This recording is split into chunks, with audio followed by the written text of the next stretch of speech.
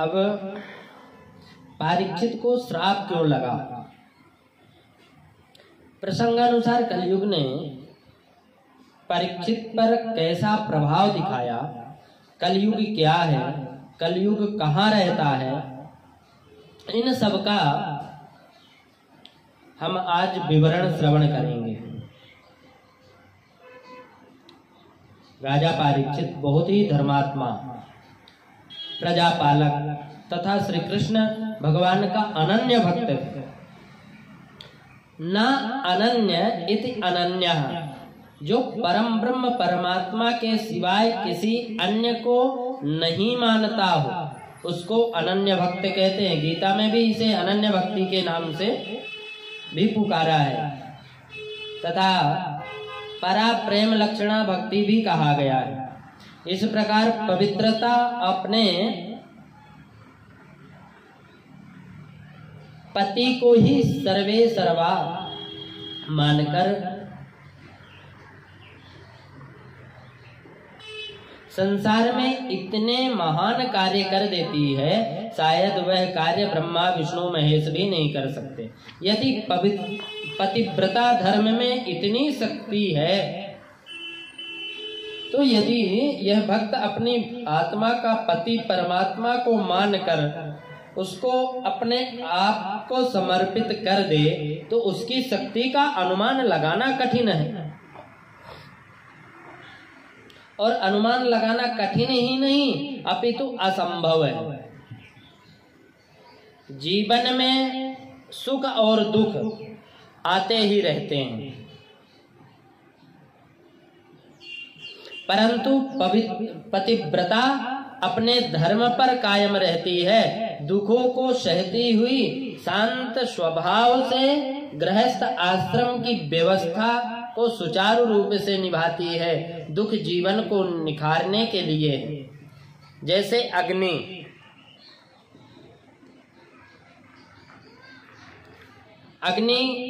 में तपकर सोना कुंदन बन जाता है, उसी प्रकार पतिव्रत धर्म पर अड़िग रहने से वाली पतिव्रता नारी का जीवन दुख कष्ट और संकटों से दूसरों के लिए उदाहरण बन जाता है और उसकी जीवन गाथा इतिहास के पृष्ठों पर स्वर्णिम अक्षरों से लिखी जाती है। चंचल मन वाली नारी का परलोक भी बिगड़ता है और इस लोक में भी कोई स्थान नहीं रहता। ठीक इसी प्रकार अपने धर्म पर जो अड़िग नहीं रहता उसका कल्याण कठिन है। अनन्य भक्ति करने वाला ही अपने इष्ट को पा सकता है।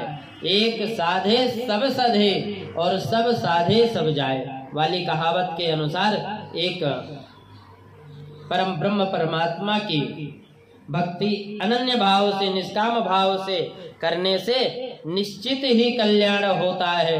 भक्त सूरदास, मीरा, चैतन्य महाप्रभु स्वामी, प्राणनाथ जी, निजानंद स्वामी, तुलसीदास जी, सबरी माता आदि अनन्य भक्ति करने वाले में से हैं, लेकिन इनकी जीवन घटनाएं हमारे सामने आदर्श पेश करती हैं। एक बार तुलसीदास जी महाराज वृंदावन में गए। वैसे तो वहां हमेशा कृष्ण भक्ति में राधे राधे नाम की गूंज गुंजायमान रहती है, परंतु सावन भादो और फाल्गुन मास में जो रस टपकता है उसमें अनूठी भक्ति की छवि दिखाई देती है, अनन्य भक्ति की छवि दिखाई देती है। वह अवर्णनीय है, चारों ओर भक्ति की बहार आई हुई होती है। सूरदास जी कृष्ण के भक्त थे और तुलसीदास जी राम जी को अपना इष्ट माना करते थे। अब सूरदास जी को पता चला कि तुलसीदास जी वृंदावन आए हैं तो मिलने के लिए दौड़े। गले से मिले, गदगद हो गए। सूरदास जी ने कहा, महाराज आप कृष्ण नगरी में आए हो, क्या आपको इस नगरी में भगवान कृष्ण के दर्शन करवा दूं? सूरदास जी को यह वरदान मिला हुआ था। उनके संगीत में इतनी मधुरता थी कि वह जिस रूप में भगवान का दर्शन पाना चाहता है उसी रूप में भगवान प्रकट होकर साक्षात दर्शन देते थे। सूरदास जी ने अपनी खड़ग ताल बजाई और कीर्तन करते हुए तुलसीदास जी को अपने साथ बांके बिहारी जी के मंदिर में ले आए और गाने लगते।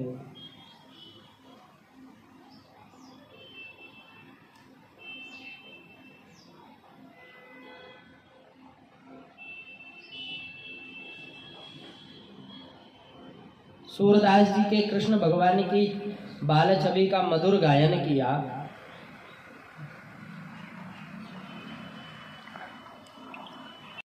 अपने भगवान के साक्षात्कार रूप में दर्शन पाकर सूरदास जी मूर्छित हो गए। आंखों से अश्रुधारा बह निकली और जब हृदय में प्रेम समाता नहीं है ना तो आंसू बनकर आंखों से बह निकलता है। अपने प्रेमी भगवान के चरण कमल को धोने के लिए जब ऐसा होता था तो उस समय सब भक्त यह जान जाते थे कि भगवान साक्षात प्रकट हुए। 5 मिनट के बाद सूरदास जी होश में आए और कहने लगे, हे महाराज तुलसीदास जी, मेरे मोहन प्यारे के दर्शन करके आप भी अपने जीवन को धन्य बना लो। मेरे बांके बिहारी सरकार रूप में प्रकट हो गए हैं। इनके चरणों में अपना मस्तक रख कर प्रणाम कर लो, जीवन धन्य हो जाएगा। तुलसीदास जी ने हाथ जोड़ दिए लेकिन मस्तक नहीं झुकाया, क्योंकि उन्होंने अपना इष्ट श्री राम को माना था। हाथ जोड़कर विनम्र शब्दों में कहा, हे कृष्ण भगवान, आपके दर्शन पाने के लिए राजाओं ने अपने राज्य छोड़ दिए, रानियों ने अपना श्रृंगार करना छोड़ दिया तथा सन्यासियों ने अपना सन्यास छोड़ दिया, योगियों ने अपना योग छोड़ दिया, तपस्वियों ने अपना तप छोड़ दिया, परंतु क्षमा प्रार्थी हूँ क्योंकि मेरे गुरुदेव ने मुझे नाम मंत्र श्री राम का दिया है। यदि मुझे भी नाम आपका मिला होता तो मैं भी आपके चरणों में सिर झुकाकर अपना जीवन धन्य बना लेता। मैं अपना शीश श्री राम के चरणों में चढ़ा चुका हूँ, इसलिए असमंजस में खड़ा हूँ कि मैं क्या करूँ। श्री राम को चढ़ाया हुआ शीश मैं आपके चरणों में कैसे चढ़ाऊं? हाथ जोड़कर प्रार्थना कर रहा हूँ।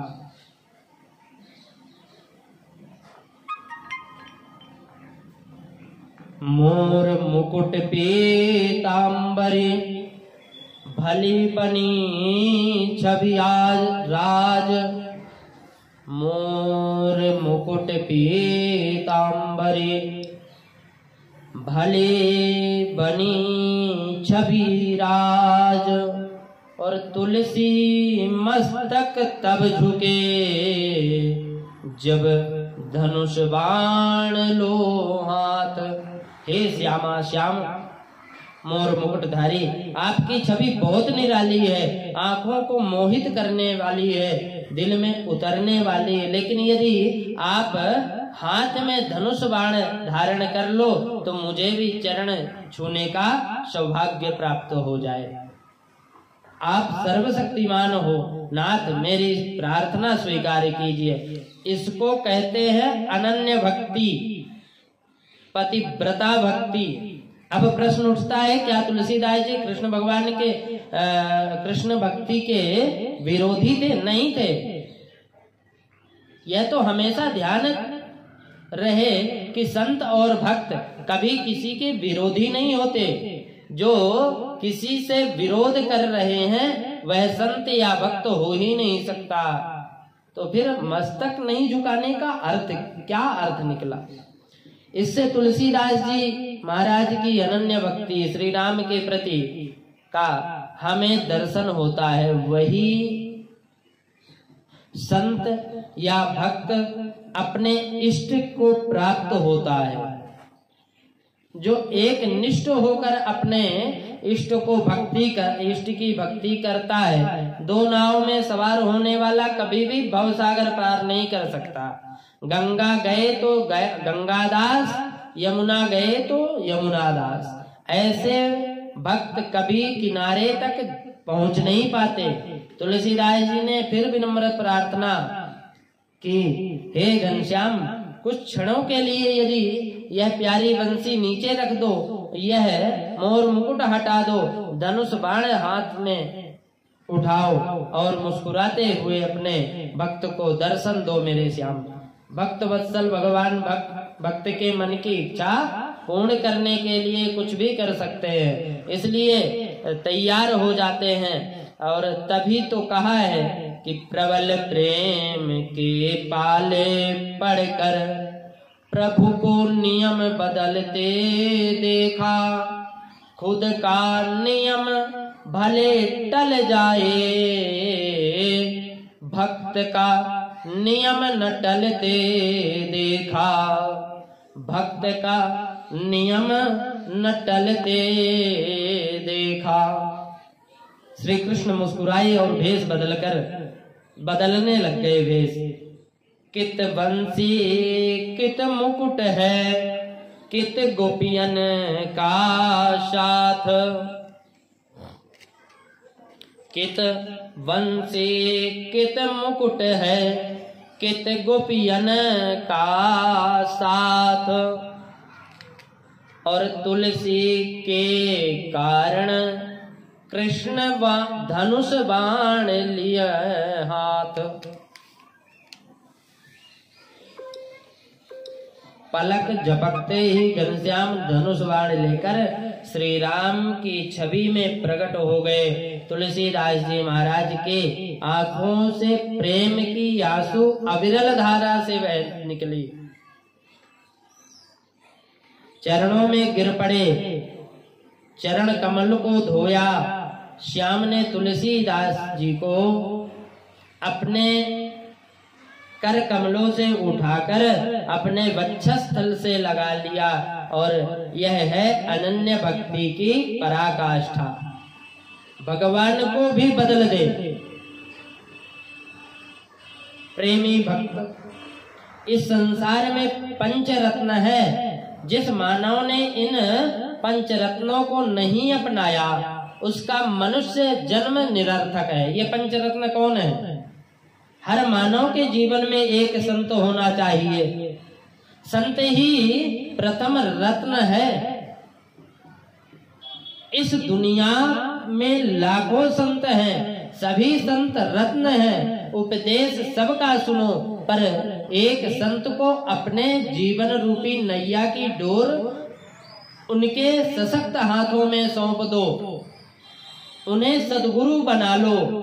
सदगुरु कैसा हो कि कहा है कि सदगुरु साधो वाको कहिए, जो अगम की देवे गम, और हद बेहद सभी समझावे, भाने मन को भ्रम। जो परम ब्रह्म परमात्मा का ज्ञान करावे, जो सीमित ज्ञान, यह लौकिक ज्ञान इंद्रियों द्वारा देखा सुना और समझा जाता है, जो तथा असीमित ज्ञान जो इंद्रियातीत है, जो अनुभूमिगत में है, जो अनुभव करावे और तथा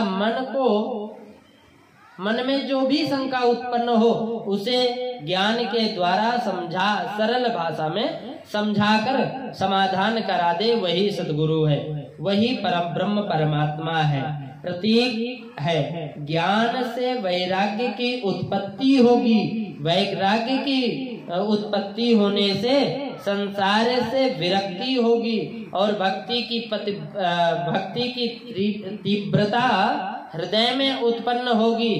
इसके फलस्वरूप अहंकार बादल छिन्न भिन्न हो जाएंगे और सद्गुरु ही परब्रह्म परमात्मा दिखाई देने लगेंगे। ऐसे ही जीवन की भक्ति ने अपने अनुभव व्यक्त किए हैं।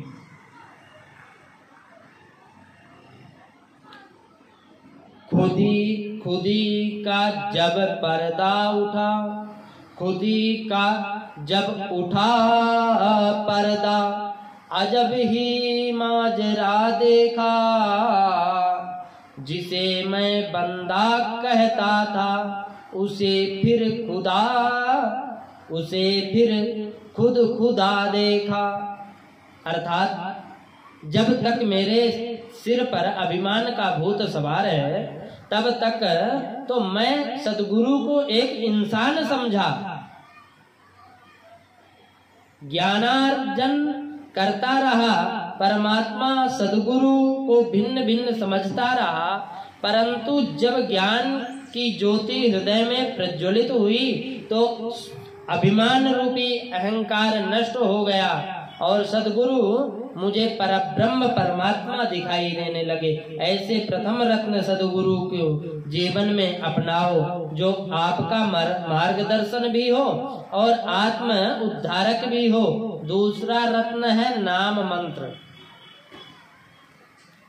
जो सद्गुरु अपने मुख से आपको नाम मंत्र दे, वही मंत्र आपके जीवन का कल्याण करने वाला होगा।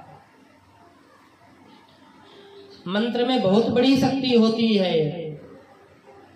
मंत्र यंत्र में भी बड़ी शक्ति होती है। जैसे यंत्र आदि की सहायता से टेलीफोन, मोबाइल, यहाँ बैठा हुआ आदमी अपने मित्र से, अपने सगे संबंधी से, जिससे चाहे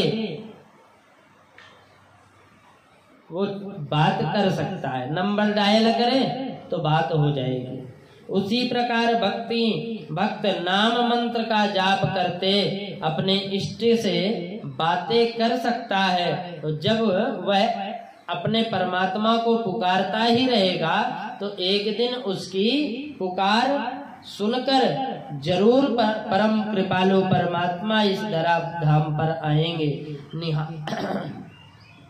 निराकार कहलाने वाले साकार होकर साक्षात दर्शन देंगे। भक्त ध्रुव ने नाम पुकारा, द्रौपदी ने श्याम पुकारा, प्रहलाद ने उसे पुकारा, तत्काल दौड़े चले आए और भक्तों की रक्षा की। तृतीय रत्न है एक पंथ। परम धाम को जाने वाले रास्ते बहुत हैं। ज्ञान मार्ग, वैराग्य मार्ग, भक्ति मार्ग, हठ योग मार्ग, कर्म मार्ग।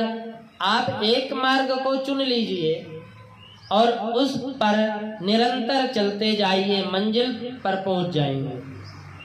चतुर्थ रत्न है एक ग्रंथ। अनेक विद्वानों ने अपनी मति के अनुसार परमात्मा का अनेक रूप में अलग अलग ढंग से वर्णन किया। 4 वेद, 6 शास्त्र, 17 पुराण, सब का अध्ययन करना बड़ा मुश्किल कार्य है। इसलिए सद्गुरु द्वारा बतलाए गए एक ग्रंथ को बार बार पढ़ो, मंथन करो।